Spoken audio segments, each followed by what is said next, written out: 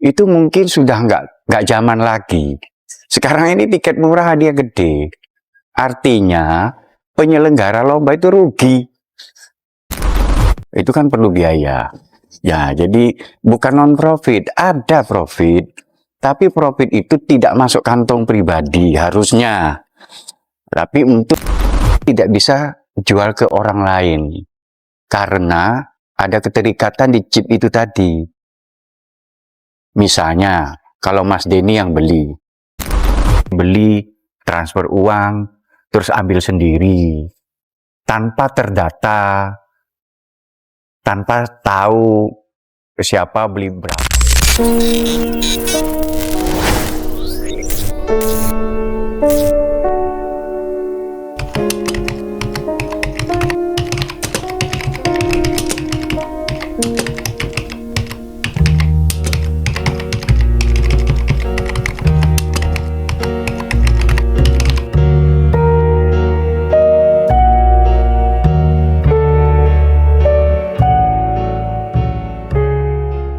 Jadi yang pertama yang harus saya luruskan ya, kalau dulu itu anggapannya SMM itu non-profit, itu salah. Kita ini bukan non-profit. Profit itu tetap ada, tetapi profit itu digunakan untuk membiayai lomba-lomba yang kita laksanakan. Nah, lomba-lomba yang kita biasa adakan kan itu kan perlu biaya. Sewa gantangan, memberi konsumsi, dan lain-lain lah. Ada biaya apalagi untuk juri, untuk kru, itu kan perlu biaya. Ya, jadi bukan non-profit, ada profit. Tapi profit itu tidak masuk kantong pribadi harusnya. Tapi untuk membiayai lomba. Nah, semenjak saya terpilih menjadi ketua, kondisi dan situasi lomba sekarang ini kan udah nggak kayak dulu. Jadi semenjak saya terpilih itu, saya itu mencoba kayak memilah-milah lah, permasalahannya apa sih nanti. Salah satu yang saya temukan itu ya masalah biaya lomba nanti. Artinya kalau saya itu jualan tiket seperti dulu, itu mungkin sudah nggak zaman lagi. Sekarang ini tiket murah hadiah gede. Artinya penyelenggara lomba itu rugi. Nah, akhirnya saya mikir gini, saya kan punya sumber daya lah, anggap kata. Salah satunya itu sangkar. Nah, jadi untuk mencari biaya itu, maka saya bikin satu divisi, namanya itu divisi sangkar dan bisnis. Nantinya saya akan menjual sangkar, bahkan mungkin merchandise lainnya. Yang mana nanti keuntungannya itu akan saya bukukan sebaik-baiknya, serapi-rapinya, ya toh. Nah, hasilnya itu nanti akan saya gunakan untuk membiayai lomba-lomba SMM ke depan. Gitu, Mas. Jadi, profit itu tidak untuk kantong sendiri, tapi untuk membiayai lomba. Artinya, sangkar atau merchandise itu yang dibeli oleh Kicau Mania akan saya distribusikan kembali berupa hadiah lomba dan biaya lomba yang juga dinikmati Kicau Mania gitu loh. Karena tiketnya murah. Gitu, Mas, ceritanya. Jadi kita memang dapat untung dari bisnis itu, tapi bukan untuk masuk kantong sendiri, tapi untuk membiayai lomba gitu loh. Ya, intinya seperti itu, kenapa harus dibentuk divisi bisnis gitu. Ya memang bahasanya itu kayaknya terlalu komersial ya. Cuman maknanya nggak usah terlalu dihiraukan lah. Tapi maksud saya fungsinya nanti itu seperti itu gitu loh.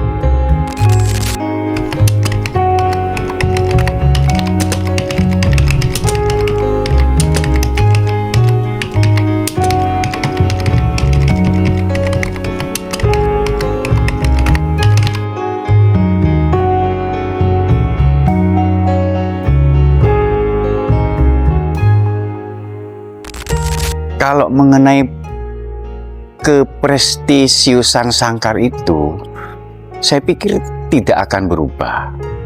Karena apa? Satu, sangkar SMM itu sebenarnya tidak bisa ditiru. Pasti beda dengan lain gitu. Pasti beda, saya pastikan itu. Yang kedua, kenapa tetap prestisius?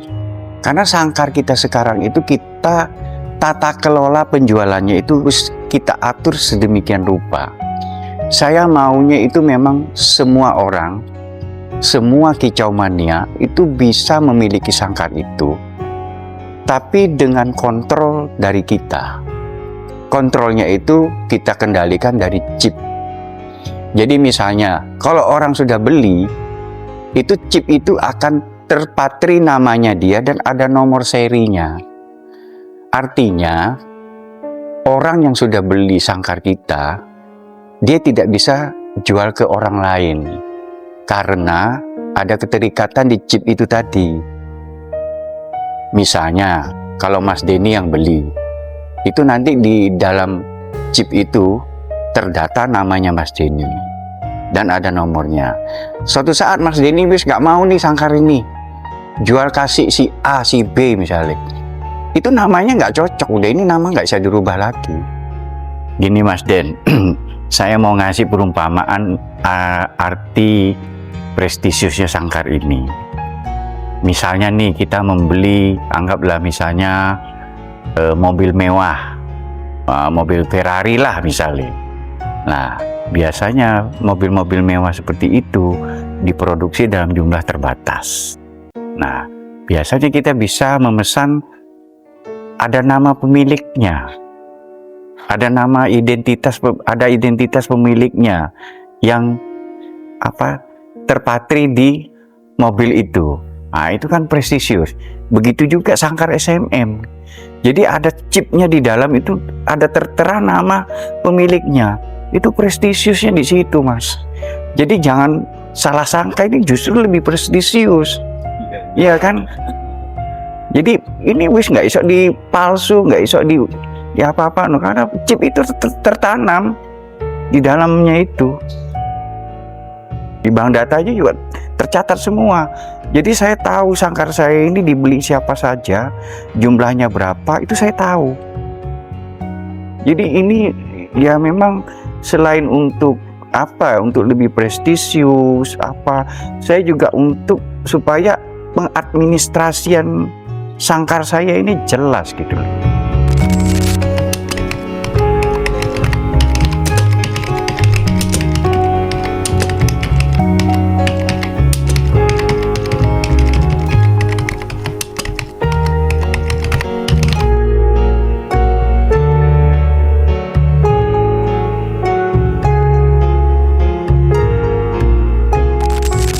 Pada saat lomba nanti, misalnya lomba besar, apabila yang sudah menang, kita akan cocokin chipnya nih, bener nggak pemilik burung sama pemilik sangkar. Kalau pemilik burung itu beda sama pemilik sangkar, kita anulir. Kalau memang itu terbukti, dan kalau kita sudah memberlakukan sistem itu, anulir artinya kejuaraannya dibatalkan. Jadi artinya nama yang ada di sangkar, di chip itu beda sama pemain burungnya. Misalnya Mas Denny, di chipnya itu tertera namanya Mas Denny, tapi di pembelian tiket namanya orang lain misalnya. Nah, artinya kan sangkar ini tidak sinkron sama pembeli tiket gitu loh. Iya kan? Ketika juara dicek nggak cocok, dianulir. Nah, itu tujuannya, itu bukan untuk mencari kesalahan ya, tapi itu adalah sistem kontrol kita terhadap penjualan sangkar ini gitu loh. Jadi jangan diartikan wah ini bikin repot, jangan. Ini adalah salah satu cara kita untuk mengontrol penjualan sangkar ini supaya tidak disalahgunakan. Nah, jadi kesimpulannya gini Mas, sangkar ini dijual bebas, tapi tetap dari kita, bukan dari orang lain. Dan itu dikontrol sama chip itu tadi. Jadi prestisiusnya itu tetap, malah lebih prestisius kalau menurut saya. Nah, jadi banyak hal yang saya pertimbangkan kenapa harus pakai chip. Ini untuk menghindari, maaf kata, oknum-oknum yang menyalahgunakan gitu loh. Kalau dulu, maaf kata ya, misalnya nih, ada pemain rekom. Dulu kan kalau pemain rekom, beli tiket, baru beli sangkar. Biasanya nih, setelah main, sangkarnya dijual. Dengan harga yang gak karu-karuan itu tadi. Belinya 2,5 juta, mungkin bisa jual 5 juta. Nah itu kan salah lah, menurut saya itu salah. Itu kita dimanfaatkan. Nah sekarang nggak bisa. Sekali beli ya itu udah, namanya udah terpatri di situ. Jadi nggak bisa sembarang digunakan lagi. Sekarang ini kan kita masih mendistribusikan lah ya sangkar yang ada chip. Terus bagi pemilik sangkar lama yang belum ada chip, itu kita bisa menerima untuk dicipkan. Nanti kalau sudah pada saatnya kita akan umumkan, yang punya sangkar boleh mengirimkan sangkarnya ke tempat kita untuk dipasang chip. Dengan biaya kalau nggak salah 200.000 per sangkar. Jadi setiap sangkar itu ada 2 chip. Chipnya itu dipasang di pintu, di tangkainya pintu, sama di tembok gitu. Jadi ada 2 chip, satu sangkar itu ada 2 chip gitu.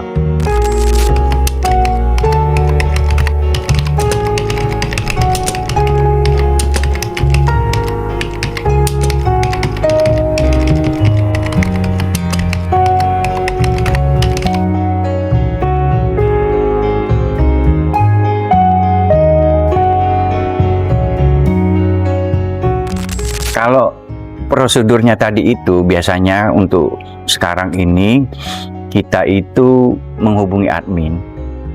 Nanti admin akan meminta kita mengisi data. Biasanya itu nama pembeli, nomor handphone pembeli, alamat pembeli, bahkan email pembeli mungkin ya. Nah, itu nanti akan terisi di chip. Nah, setelah data ini terisi, dikirim kembali ke kita buka invoice. Setelah invoice dibuka, boleh ditransfer. Bukti transfernya kirim kembali ke kita sebagai bukti untuk kita cocokin, ya toh. Nah, setelah kita cocokin, kita distribusikan, kita info ke bagian gudang untuk dikirim ke alamat tersebut. Dengan catatan, kalau barangnya sudah ready dan tersedia, tinggal isi chip, tinggal isi data chip, barang bisa langsung dikirim. Betul. Cuman, saya mau tegaskan lagi bahwa sangkar kita ini beda dari yang lain. Jadi, pembuatan sangkar ini sangat terbatas.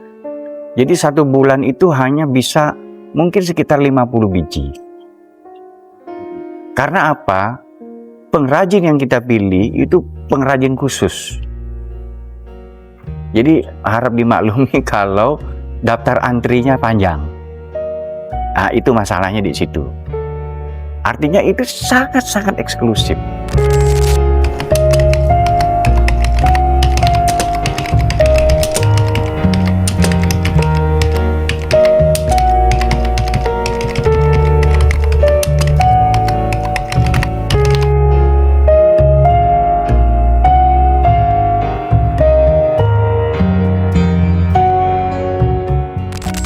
Kalau sistem pendistribusian ataupun sistem pembelian lah ya.